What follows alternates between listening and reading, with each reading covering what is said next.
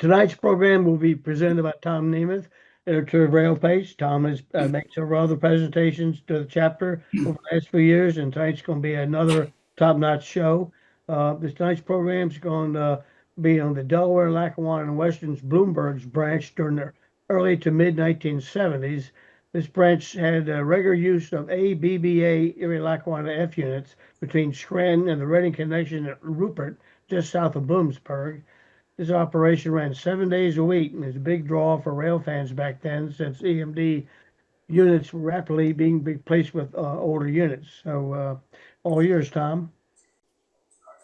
So this is a show on the Erie-Lackawanna's Bloomsburg branch, which was originally DL&W Lackawanna, and it extended from Scranton all the way down to Northumberland. But most of the pictures in this show will be from Scranton down to Rupert, which is just south of Bloomsburg. We'll start at Scranton at Bridge 60, where there was a Y track.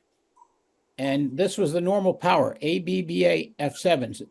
Like 2 years, they ran this, like 73 and 74, and even into 75. And what was really wonderful is it was precision scheduled railroading back then. The crew came on duty at 1 o'clock in the afternoon.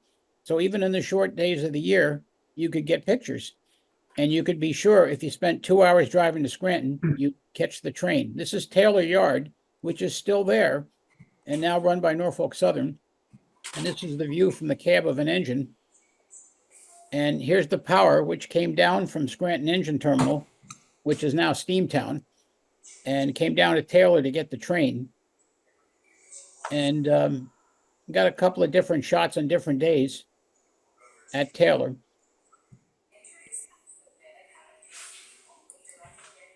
And here's a shot from an SW looking at Taylor Yard. The tracks that to the right are the current Norfolk Southern main line of the Sunbury line. That building is still there, but Norfolk Southern now uses trailers.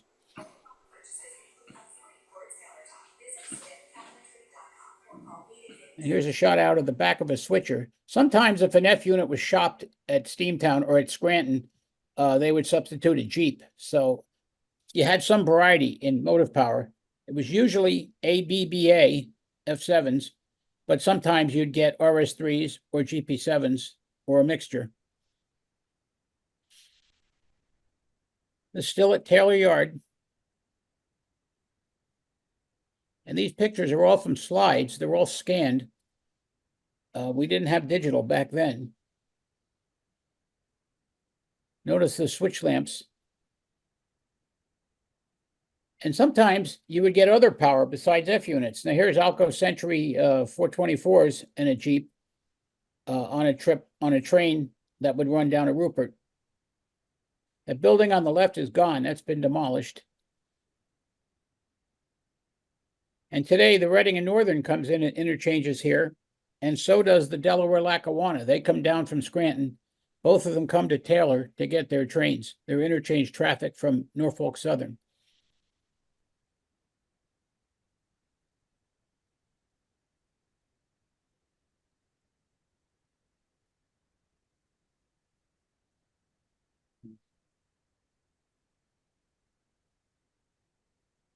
Much of Taylor Yard has been converted into a TOFC container terminal. So we're just about ready to get out of town now.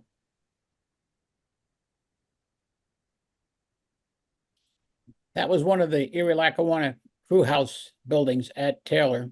It's been demolished, replaced by a trailer. So here we are, south of town, on the Bloom, which they called the Bloom, which was the Bloomsburg branch. This is now the Reading and Northern, they call Scranton branch.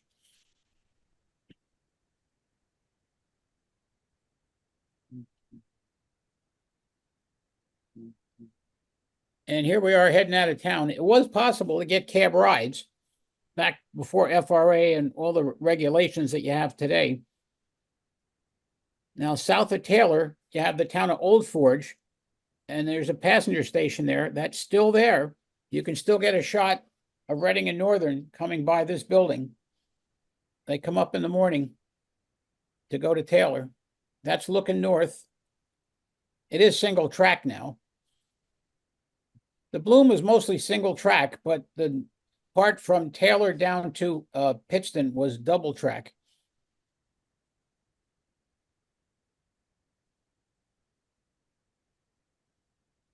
Here's a train coming north with Century 424s. And this is in Old Forge. This guy had pushers.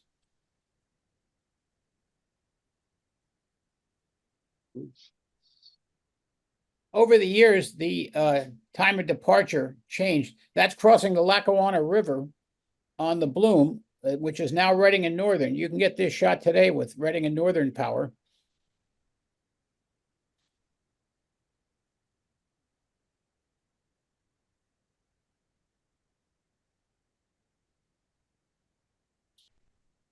And the good news was the Bloom was all 10 mile an hour, all the way from Taylor, all the way down to Northumberland. It was all 10 mile an hour. So it was an easy chase. You can still get this shot. It's Reading and Northern now. But the Reading and Northern does 25 now, so you can't chase that because they fixed the track. Down at Pittston, this shot still exists. That track there is the Reading and Northern Scranton branch, and the track up in the air is the ex-Lehigh Valley Mountain Cutoff, which is now the Reading and Northern's main line down to Reading. So both of these sets of tracks, the higher one and the one the train is on, are Reading and Northern. The crossing is still there, a little bit more brush today than there was back then.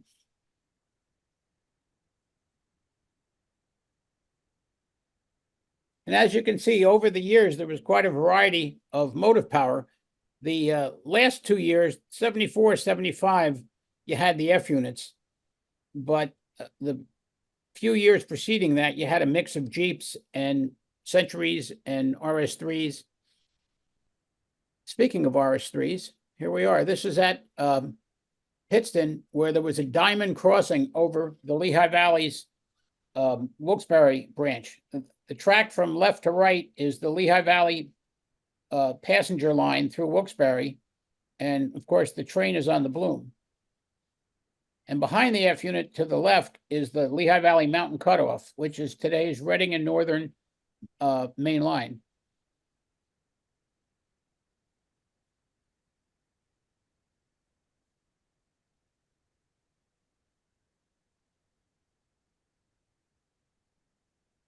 So after you cross the Susquehanna River, that bridge is over the Susquehanna River. The Lackawanna River empties into the Susquehanna just to the left over in Pittston. And now we're in West Pittston. And again, it's all 10 mile an hour track. So even driving on local streets, you could keep up with a train pretty well. And there were several old station buildings on the line, including Kingston, which you'll see in a minute.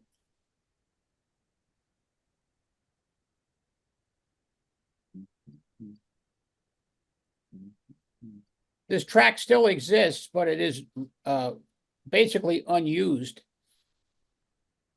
It's owned by the Luzerne County Rail Authority. This is Kingston Station.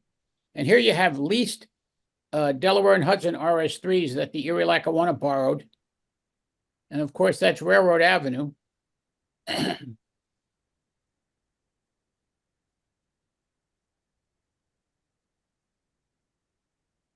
And this is heading south toward Plymouth, the town of Plymouth, which is on the west side of the Susquehanna River, opposite Nanticoke. It was just a wonderful Saturday or Sunday diversion to come up to Scranton and chase a train.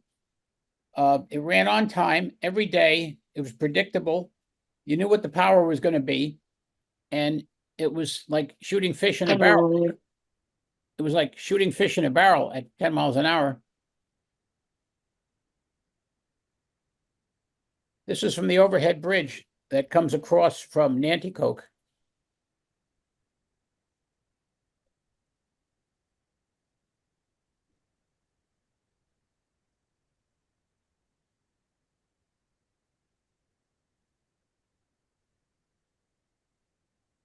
This is getting down toward Chickshinny.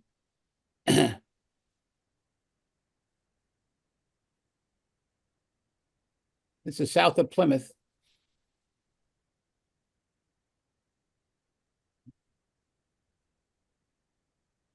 And the track was right alongside of US Route 11. It's removed now. It's all torn out, but you can still see vestiges of where it was. At Hunlock Creek, there was a couple of great photo ops, one of which was the Garden Drive-In, which is still there, by the way. And the feature was the French Connection.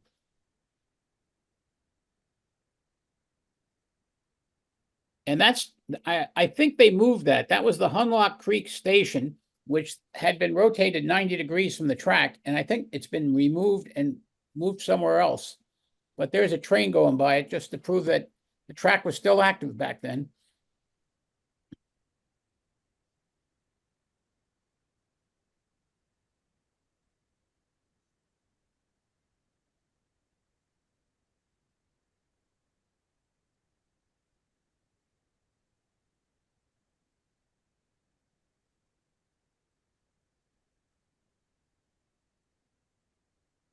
This is heading south through Shikshini, which is across the river from Mackinac.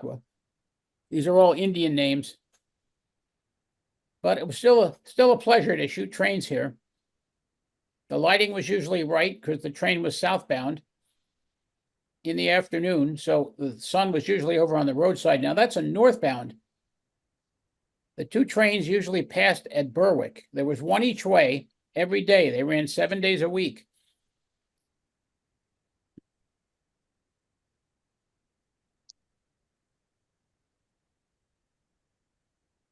And here's one time when they had RS3s running.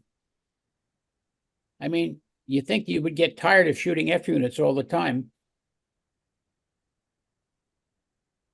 And then Retreat State Hospital subsequently became a prison and then subsequently has been abandoned. So it's not even used anymore.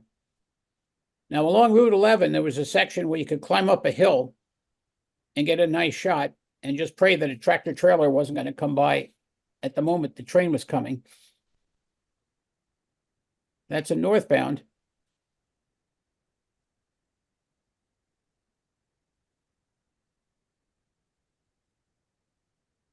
And there's the Susquehanna River in the background.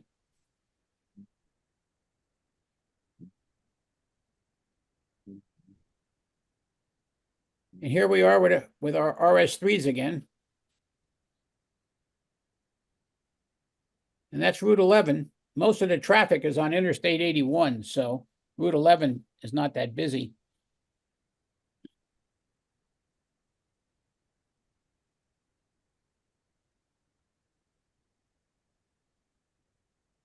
A couple of DT&I boxcars there.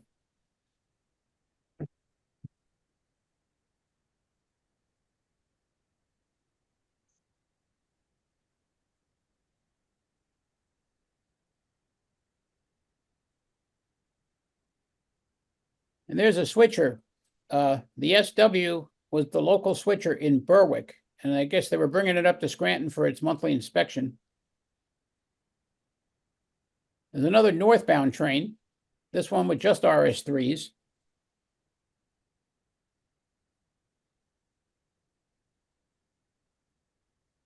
A lot of beautiful vistas. The Susquehanna River is behind the train, behind that first tree line. And at Beach Haven is where the track resumes. That is operated by the North Shore Railroad. Here we are southbound at Beach Haven, where they were in the process of building a nuclear power plant, which went into service around 1976. But at the time these pictures were taken, it was under construction. That's the track leading up into the power plant. The main line is the track in the background.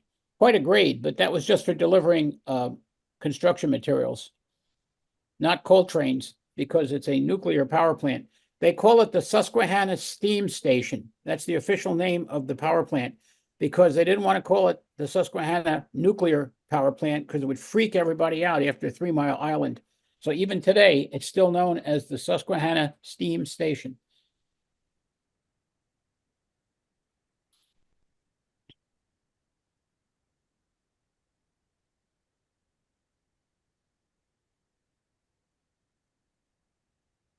In the shorter winter days, you were starting to run out of daylight around Berwick, and you couldn't chase it all the way to, this is the northbound.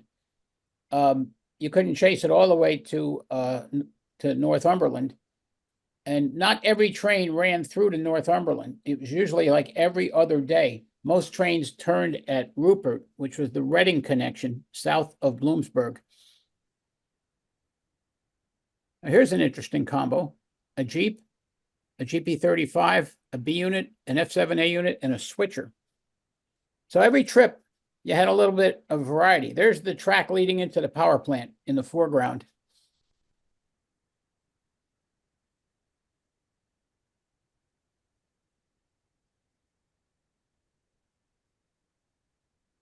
So here's it coming into Berwick, a house over there with natural air conditioning.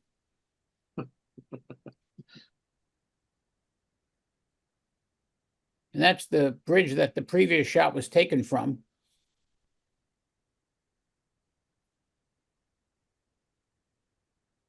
And here we are, the Lackawanna Railroad Freight House, not the Erie-Lackawanna. It just said Lackawanna, and they never changed the sign. There's a small yard there, which is serviced by a switcher. And here they're setting off or picking up a switcher, and which would go up to Scranton to the shops. Now, here is the culmination or the high point of the day of A-B-B-A F7s passing A-B-B-A F7s, 8 F units in one shot.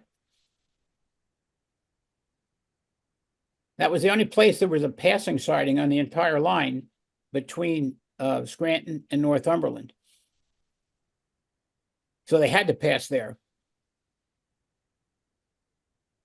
Now, this track here is operated today by the North Shore Railroad. So you can still go here and still see trains. And they have some engines painted in the Erie-Lackawanna paint scheme. So you can get some really nice shots. And they're generally friendly. Their headquarters is in Northumberland. That's where their line starts, which was the south end of the Bloomsburg branch. So here we are heading south out of Berwick after the meet.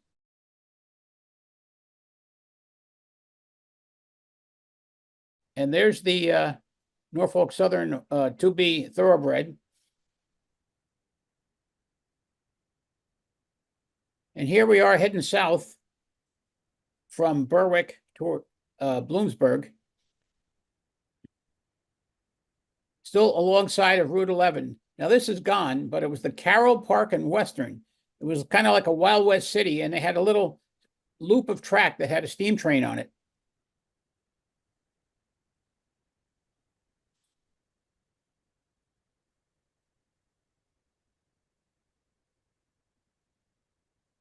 There's a train coming north.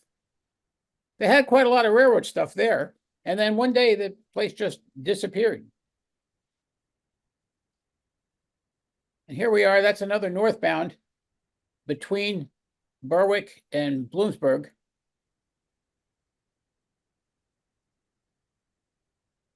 That's a northbound heading towards Scranton from Bloomsburg.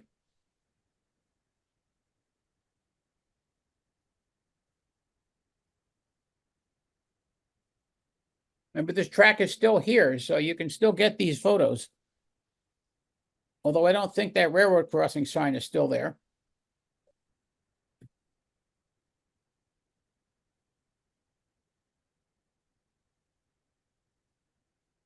RS3s, even in crappy weather, is still a great shot. I'd still take it today. So here we are in Bloomsburg. And Lackawanna Freight House cast into the concrete. Still had the train order boards.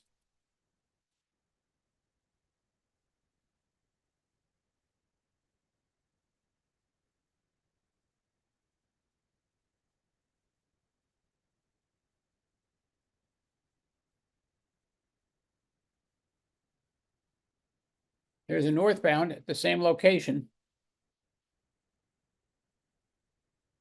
So many things of industrial America, water towers and brick buildings and factories, things you just don't see anymore. Now it's all Wawas and McDonald's, fast foods emporiums. So south of Bloomsburg was Rupert, which was the connection with the Redding's Catawissa branch. And the Redding came in every day and interchanged with the Erie-Lackawanna. Now that's abandoned. The Redding is abandoned and the Catawissa branch is gone, but the North Shore Railroad still comes through here and crosses this bridge on its way past this covered bridge. That's still there. You can still get a North Shore train going by this covered bridge in the afternoon.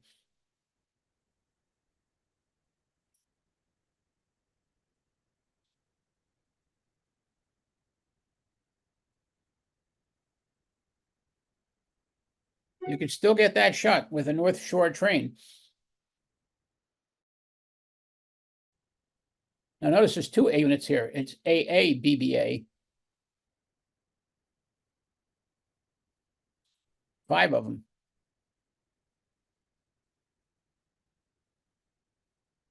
South of Rupert, they didn't run very often, so I have only a handful of shots here. The track in the foreground is the Redding, Catawissa branch coming over to Rupert, and that's a train coming north from Northumberland, with F-units, of course. And here it is with RS3s by the famous bump out on Route 11.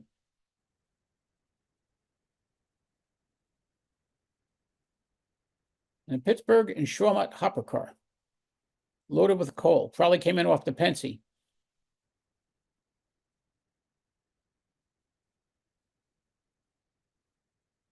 This track is still there, and you can still get North Shore trains running here.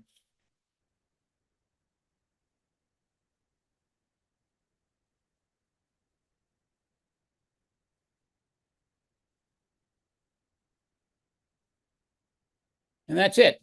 Thank you for watching, and I hope you enjoyed the show.